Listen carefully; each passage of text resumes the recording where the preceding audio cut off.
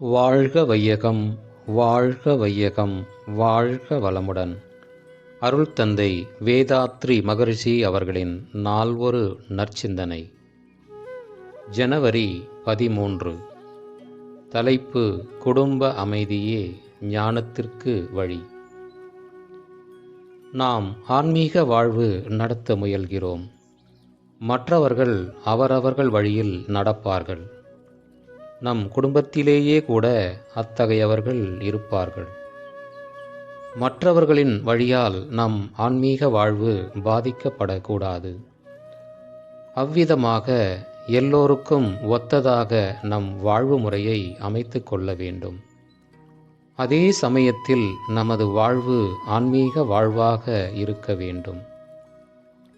மனவளக்கலையை நான் வகுத்தபோது, அமைதி குடும்பத்தில் இருந்து தொடங்கி சமுதாய விரிவாக அது அமைய வேண்டும் என்ற நோக்கத்தோடு திட்டமிட்டுதான் அதனை வகுத்தேன்.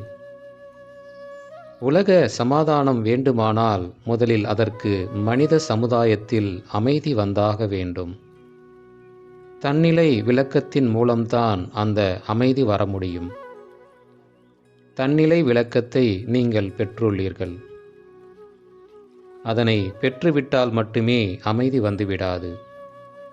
தன்னிலை விளக்கம் என்ற விளக்கின் வெளிச்சத்தில் உங்கள் வாழும் முறையை சோதித்து கொள்ள வேண்டும்.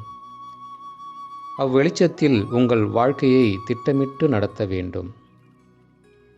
உங்கள் குடும்பத்தில் அமைதி இருக்கிறதா, பிணக்கிருக்கிறதா என்று ஆராயுங்கள். எல்லோரது வாழ்க்கையிலும் பிணக்குதான் மலிந்திருக்கிறது. பிணக்கானது சிலர் வாழ்க்கையில் சிறிதாயிருக்கலாம், வேறு சிலரது வாழ்க்கையில் பெரிதாயிருக்கலாம். ஆகவே பிணக்கில்லாத வாழ்க்கையை யார் அமைத்து அதன்படி வாழ்கிறாரோ அவர்தான் ஞானி.